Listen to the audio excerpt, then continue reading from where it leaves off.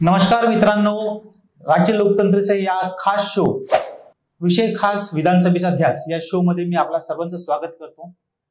एकंदरीत आपण पाहतोय की पिंपरी चिंचवड आणि जे पूर्ण विधानसभा आहे त्याची निवडणूक काही दिवसांवर येऊन ठेपली आहे।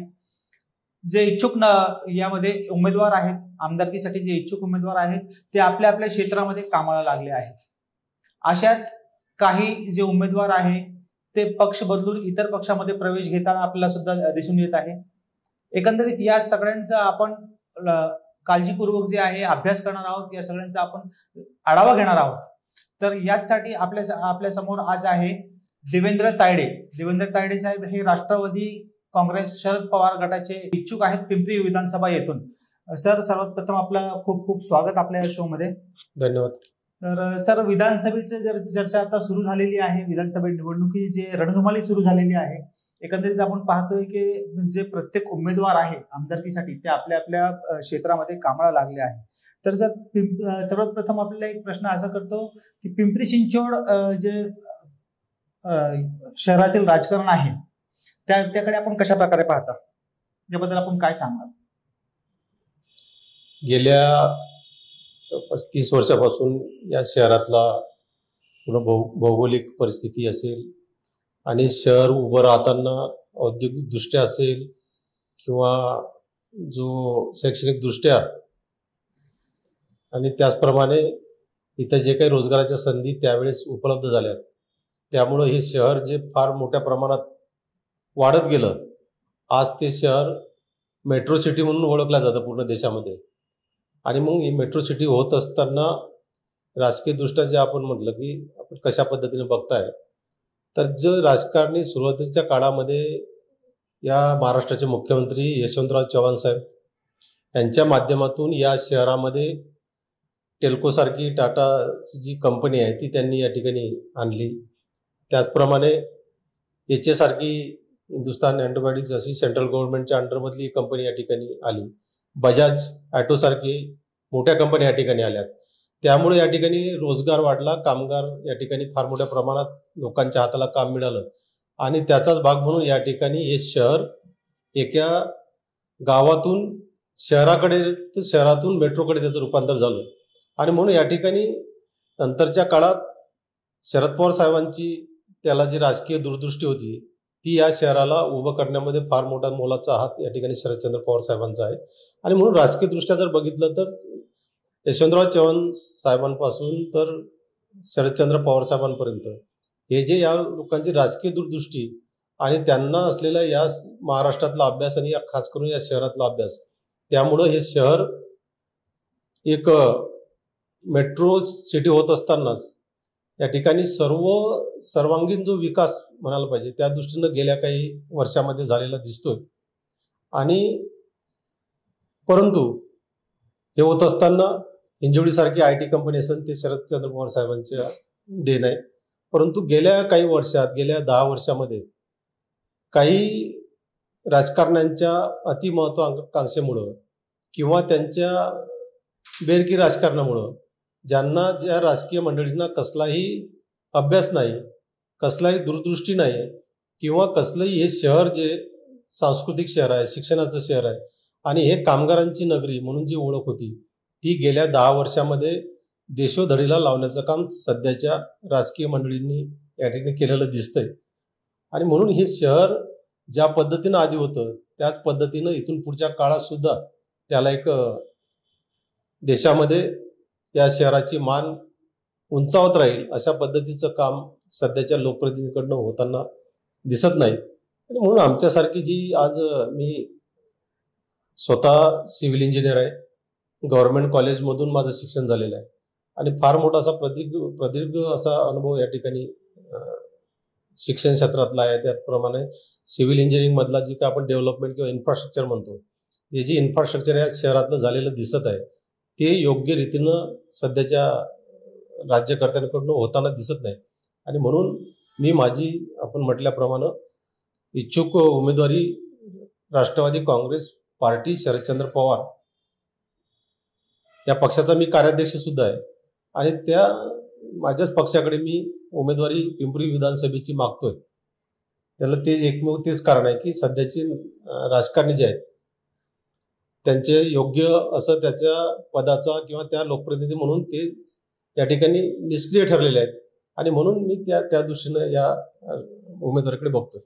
सर, आता आपण शरदचंद्र पवार गटाचे आपण एक कार्यकर्ते आहात, एक निष्ठावंत आपण कार्यकर्ते आहात. याबद्दल आता मी तुम्हाला असं विचारणार की शरदचंद्र पवार साहेब हे नेहमी सांगत असतात की जे राजकारण आहे हे आपल्याला राजकारण करायचं नसून हे 80% समाजकारण आणि 20% जे आहे राजकारण करायचं आहे. याकडे आपण कशा प्रकारे पाहता आणि सध्याची जी परिस्थिती आहे ती पक्षाची त्या पद्धतीने चालली आहे का?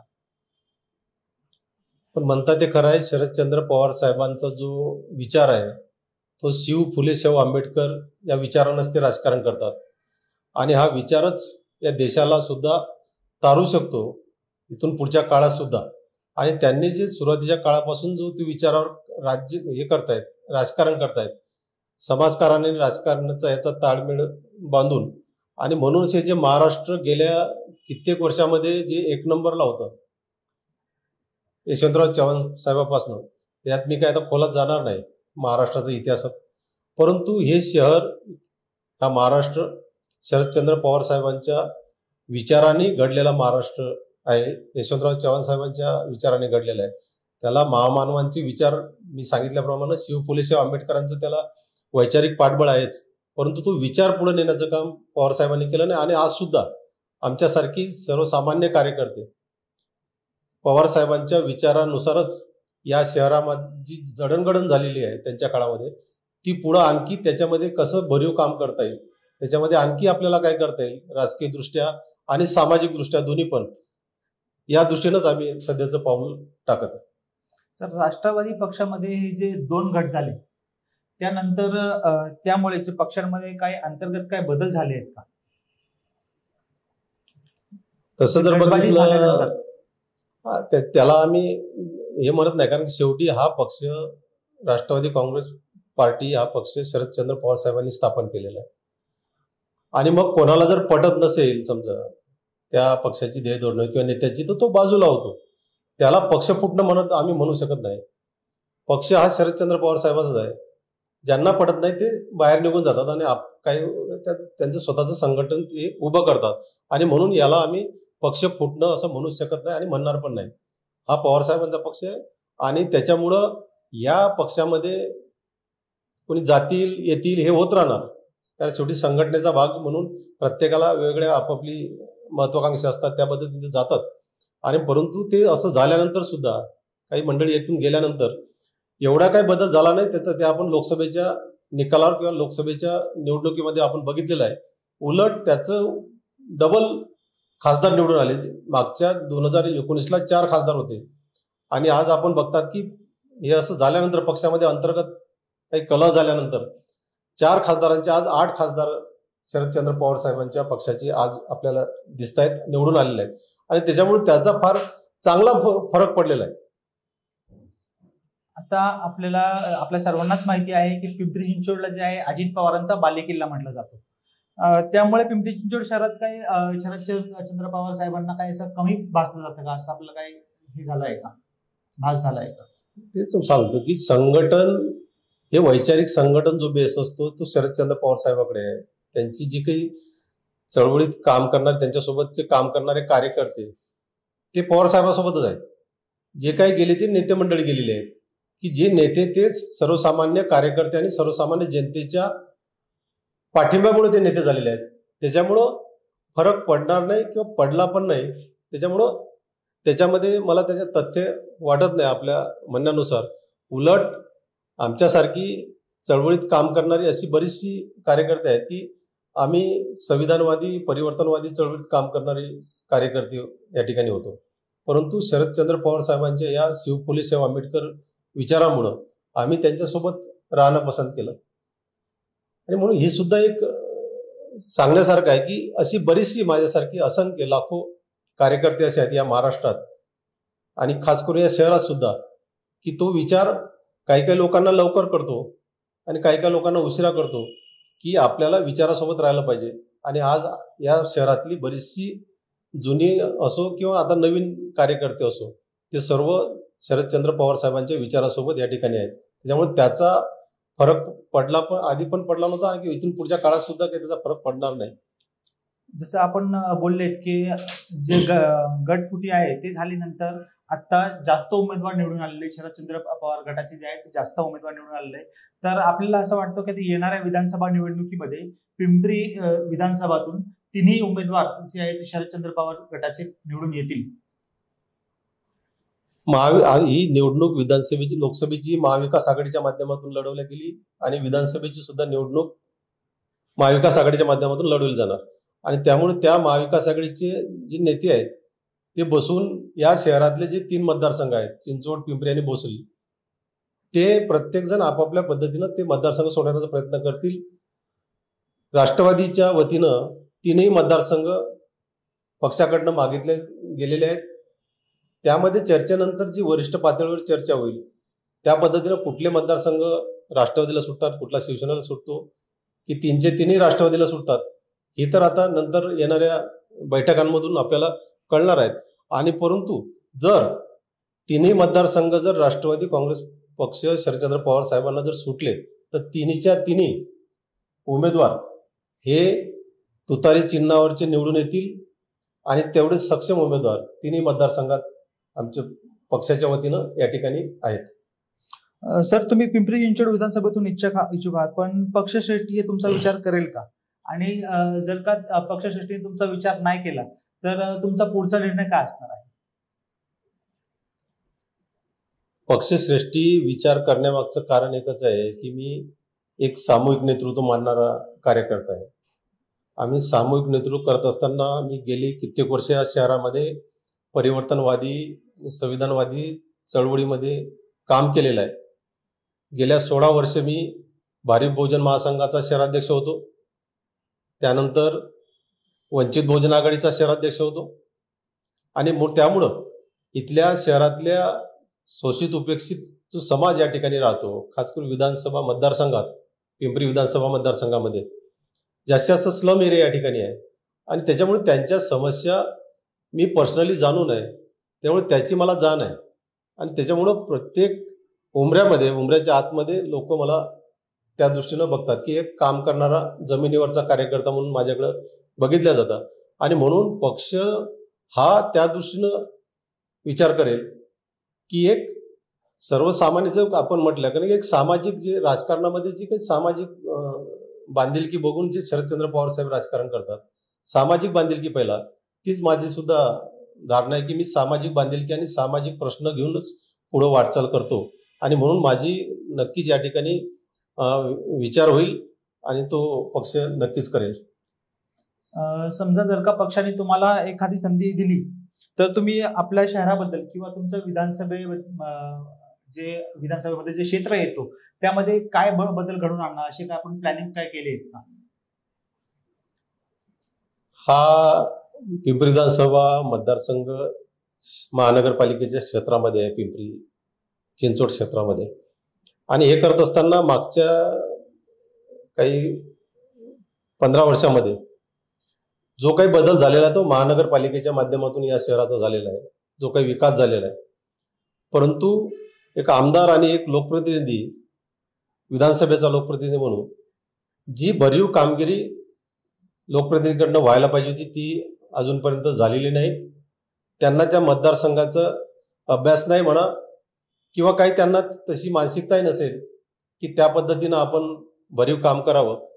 माझं असं म्हणणं आहे की तुम्हाला जे संविधानाने त्या पदावर बसवलेलं आहे, संविधानाच्या माध्यमातून जे आपण लोकप्रतिनिधी झालेलं आहे, आपलं हे काम आहे की त्या मतदारसंघात विधानसभेच्या सभागृहातून जास्तीत जास्त लोक कल्याणकारी योजना त्या ठिकाणी आपल्या भागामध्ये, आपल्या मतदारसंघामध्ये घेऊन जाणे हे पहिलं कर्तव्य तुमचं आहे. त्या मतदानाच्या प्रती तुम्हाला ज्यावेळेस लोक मतदान करतात, मतं देतात, अमूल्य असं मत, तर तुमची तेवढीच त्यांच्याप्रती जाण असली पाहिजे, जाणीव असली पाहिजे की आपलं पण काम आहे की तिथल्या मतदारसंघातल्या जनतेला एक चांगलं स्वच्छ कारभार, एक चांगल्या पद्धतीचं एक राहणीमान, एक उच्च दर्जाचं शिक्षण, एक त्यांच्या हाताला रोजगार, तिथल्या लोकांचं आरोग्य हे सुदृढ झालं पाहिजे. अशा गोष्टी आमदार म्हणून आपण ते केलं पाहिजे, परंतु तशा पद्धतीचं कुठलंही काम या ठिकाणी झालेलं नाही आणि मला ते करायचं आहे. हे जे काही आमदाराकडनं झालेलं नाही त्यासाठी मी या मतदारसंघात इच्छुक आहे आणि मला ते करायचं आहे आणि ते मी नक्की करणार जर मला पक्षाने जर संधी दिली तर. सुलक्षणाची अशिलावंत हे सुद्धा पिंपरी विधानसभेतून इच्छुक आहात, तर याबद्दल सुद्धा चर्चा सुरू आहे. याबद्दल याकडे आपण कशा प्रकारे पाहता? एखादं पक्ष संघटन म्हटलं की त्या ठिकाणी इच्छुक उमेदवार तर असणं काही गैर नाही. ते एक लोकशाहीचं जिवंत असण्याचं लक्षण आहे आणि जेवढी हेल्दी कॉम्पिटिशन असेल, हेल्दी कॉम्पिटिशन म्हणतो, तेवढं ते संघटनेसाठी सुद्धा चांगलं आहे की जेवढे तुमच्याकडे जास्तीत जास्त इच्छुक उमेदवार असतील तेवढं ते संघटन वाढीसाठी आणि संघटनेमध्ये लोकशाही मूल्य जपण्यासाठी ती एक चांगली जमेची बाजू आहे. आणि म्हणून मी त्या दिवशी त्या उमेदवारांकडे नुसते एकच नाही तर 4 ते 5-6 उमेदवार आमच्याकडे इच्छुक आहेत. तर आता आपण लोकशाही बद्दल बोलला तर त्यालाच जोडून एक प्रश्न विचारतो. आता जे मागच्या 5 वर्षामध्ये आपल्याला असं वाटत नाही की लोकशाहीची कुठेतरी गळचेप होत आहे? गेल्या 2014 पासून तेच होतं की ज्यांना लोकशाहीचं आणि संविधानाचं काही घेणं देणं नाही, जे कधी संविधान त्यांना मान्यच नव्हतं, अशी लोक आज सत्तेत बसलेली आहेत आणि म्हणून लोकशाहीची गडचेपी करायला त्यांना काही सुद्धा वाटत नाही. ती लोकशाहीची गडचेपी रोज करत असतात, संविधानाची गडचेपी रोज करत असतात आणि त्याचा जो काय जनतेला, जे जनतेसाठी संविधान आहे, जे जनतेसाठी लोकशाही निर्माण केलेली आहे डॉक्टर बाबासाहेब आंबेडकरांनी, त्या लोकशाहीची गडचेपी करत असताना ज्याचा जनतेला फार मोठा भुर्दंड आज भोगावा लागत आहे. फार मोठा भुर्दंड आज जनता भोगते गेल्या 10 वर्षात आणि म्हणून आज जनता या संविधान विरोधी, लोकशाही विरोधी जे काही या ठिकाणी लोक या ठिकाणी सत्तेवर बसलेले आहेत त्यांना बाजूला करण्यासाठी आज वैचारिकदृष्ट्या, मानसिकदृष्ट्या तयार झालेले आहेत. आणि म्हणून लोकशाहीची थट्टा असेल किंवा संविधानाची थट्टा असेल, तिची गळचेपी असेल, हे जे लोक सत्तेत बसलेले करणार असतील अशा लोकांना खुर्चीतून पायउतार करण्याचं काम जनता नक्कीच या येणाऱ्या निवडणुकीमध्ये, लोकसभेमध्ये बऱ्यापैकी केलेलं आहे आणि विधानसभेमध्ये फार ते जोरात यावेळेस त्यांना खुर्चीवरून खाली खेचण्याचं काम नक्कीच करतील. सर, स्लम एरिया जे आहे ते आपण पाहतोय की सध्या भोसरीमध्ये, पिंपरी चिंचवडमध्ये जे आहे ते स्लम एरियामध्ये भरपूर वाढ झालेली आहे. तर यांची काय रूपरेषा आपण राखली आहे का स्लम एरिया जे हटवण्यासाठी किंवा त्यांना काही नवीन वसाहत अशी बांधण्यासाठी आपण काही योजना राखल्या आहेत का आपल्या मनात? खरं आहे, हा पिंपरी मतदारसंघ असेल किंवा हे पूर्ण शहरच असेल, यामध्ये झोपडपट्ट्यांचं प्रमाण फार मोठ्या प्रमाणात आहे. गेल्या कित्येक वर्षापासून, 40-45 वर्षापासून हे झोपडपट्ट्या या ठिकाणी शहरात वसलेल्या आहेत आणि हे करत असताना या महानगरपालिका आणि त्यानंतर महाराष्ट्र गव्हर्नमेंटच्या माध्यमातून या झोपडपट्ट्यांचा सर्वे झाला आणि तो सर्वे झाला 2000 ते 2004च्या दरम्यान. त्यावेळेस ज्यावेळेस सर्वे झाला त्यावेळेस आम्ही बघितलं की त्या ठिकाणची जो एक व्यक्ती असायचा, कुटुंब प्रमुख, त्यांना फोटो पास होता, परंतु त्याच्या मागे जे कुटुंब होतं त्यांची मुलं, लहान लहान मुलं त्यावेळेस होती, 4-5 वर्षाची, 10 वर्षाची. ती सर्वे झाल्यानंतर त्यांना तेव्हाच घर मिळालं पाहिजे होतं, 2004 किंवा 2000 त्या आसपास, परंतु सर्वे होऊन आजपर्यंत त्यांना घर मिळालं नाही. अजून डेव्हलपमेंट त्या पद्धतीनं सर्वे झोपडपट्टी मुक्त झालेलं नाही हे शहर. त्याच्यामुळं गेला 20 वर्ष त्याला काळ झाले सर्वे होऊन आणि म्हणून 20 वर्ष झाल्यानंतर त्यावेळेसचा त्यांचा जो मुलगा होता, फोटोपास एक, आणि त्यांची जी मुलं आता झाली 2-2, 3-3 मुलं त्यांना होती, 2 मुलं कमीत कमी जरी पकडली तर ती मुलं आज 25 ते 30 वर्षाची झालेली आहेत. म्हणजे ते मोठे झालेली आहेत, त्यांची लग्न झाली आहेत, त्यांचं सुद्धा कुटुंब त्या ठिकाणी राहतं. म्हणजे एका कुटुंबाचे त्या ठिकाणी 3-3 कुटुंब झालेले आहेत. म्हणजे एका फोटोपासवर एकच घर मिळतंय. आणि माझी भूमिका ती असेल की मग त्यावेळेस जी लहान मुलं होती त्याचा सुद्धा क्रायटेरिया त्या ठिकाणी धरला पाहिजे. कुटुंब म्हणून तुम्ही आता व्याख्या केली पाहिजे की 18 वर्षाच्या पुढे झालेलं असेल ते कुटुंब वेगळं मानून त्याला सुद्धा घर दिलं पाहिजे. म्हणजे एक फोटोपास असेल तर तेव्हा जो सर्वे झालेला 2000 ते 2004 मध्ये त्यांचे मुलं आज जी मोठी झालेली आहेत त्यांना सेपरेट कुटुंब लक्षात घेऊन त्यांना सुद्धा वेगळं घर दिलं पाहिजे आणि म्हणून सरसकट घर या ठिकाणी दिल्या गेली पाहिजे. फोटोपासचा विचार न करता तर ते कुटुंब म्हणून त्या ठिकाणी एका कुटुंबाची किती कुटुंब झाली तर अशा सर्वांना सरसकट घर देण्याचं काम माझ्या माध्यमातून मी करणार आहे. तो मी प्रश्न सभागृहात तसाच लावणार आहे. त्याचप्रमाणे हे आता जे स्क्वेअर फूट घर आहे SRAच्या माध्यमातून दिलं जातं ते राहण्याजोगं नाही आहे, त्याचा एरिया फार कमी आहे. तर माझी भूमिका पहिल्यांदा हीच असेल की पहिलेच कमीत कमी 500 स्क्वेअर फुटाचं घर ते मिळालं पाहिजे. 500 स्क्वेअर फुटाचं तर ते राहण्याजोगं घर असणार आहे. आणि म्हणून ही मागणी असेल. म्हणजे एक कुठली मागणी असेल स्लमच्या वरती सरसकट घर, सरसकट सर्वांना घर, जे 18 वर्षाच्या पुढे आहेत त्यांना एक वेगळं कुटुंबाचा क्रायटेरिया घेऊन त्यांना सुद्धा सर्वांना घरं मिळाली पाहिजेत. ह्या महत्त्वाचे 2 मुद्दे घेऊन. आणि कुठल्याही प्रकारचं बिल्डर किंवा दडपशाही करून जे आता चाललेलं आहे, आमिष दाखवून दडपशाही करून गुंडागर्दी करून जे काही लोकांना भूलथापा देऊन कन्सेंट भरण्याचं किंवा आम्ही तुम्हाला घर देतो काहीतरी आमिष दाखवायचं, मोठमोठे घर देऊ, हे जे चाललेलं आहे हे थांबवण्याचं काम सुद्धा इथून पुढच्या काळात केलं जाईल. आणि म्हणून स्लमच्या बाबतीत हे शहर झोपडपट्टी मुक्त झालं पाहिजे 100%. ही माझी भावना आहे आणि ती सुद्धा चांगल्या पद्धतीने झाली पाहिजे. सर्वांना घर मिळालं पाहिजे. सर, आमची तर अगदी मनापासून इच्छा आहे की पक्षाकडून तुम्हाला तिकीट भेटावं आणि तुम्ही आमदार म्हणून पिंपरी चिंचवड शहरातील पिंपरी विधानसभेतील आमदार म्हणून निवडून यावं. पण समजा जर तुम्हाला पक्षाकडून तिकीट भेटला नाही तर तुमची पुढची भूमिका काय असणार आहे? तुम्ही अपक्ष उभे राहणार किंवा तुम्ही जे आहे पक्ष बदलून दुसऱ्या पक्षाकडून तिकीट घेऊन निवडणूक लढवणार? मी आधीच सांगितलं की मी परिवर्तनवादी आणि संविधानवादी चळवळीतला आहे आणि शरदचंद्र पवार साहेबांचे शिवफुलेसाहेब आंबेडकर विचार घेऊन त्यांच्यासोबत काम करतोय. त्याच्यामुळे ही उमेदवारी सर्वसामान्य जनतेच्या उमेदवारी म्हणून मी याकडे बघतोय. एक चळवळीतला आणि परिवर्तनवादी चळवळीतला कार्यकर्ता ती उमेदवारी मागतोय. त्याच्यामुळं पक्ष माझा नक्की 100% विचार करेल. त्याच्यामध्ये मला जर वाटत नाही, कारण की जरमध्ये तर फार अडचणी येऊ शकतात. आणि म्हणून मला उमेदवारी 100% मिळणार आहे. आणि ती उमेदवारी आपण जसं म्हणतात मिळालं नाही तर काय, तर तो विचार सध्याच करायची गरज नाही आहे. जेव्हा मिळणार नाही तेव्हा आपण त्यावेळेस परत मला एकदा बोलवा. आतापासून त्याच्याबद्दल फार सांगण्यात काय अर्थ नाही, पण तुम्ही मला एकदा परत बोलवावं यासाठी हा प्रश्न आपण राखून ठेवूया, एवढंच या ठिकाणी सांगतो. सर, आमच्या वृत्तवाहिनीतर्फे आपण जनता असं म्हणण्याऐवजी मी म्हणणार मतदार राजा. तर प्रत्येक मतदार राजाला आपण काय आवाहन करणार? दैनिक राज्य लोकतंत्र या न्यूज चॅनलच्या माध्यमातून मला जनतेशी संवाद, आपल्या माध्यमातून जनतेशी संवाद करण्याची संधी मिळालेली आहे. त्याबद्दल मी आपलं धन्यवाद व्यक्त करतो.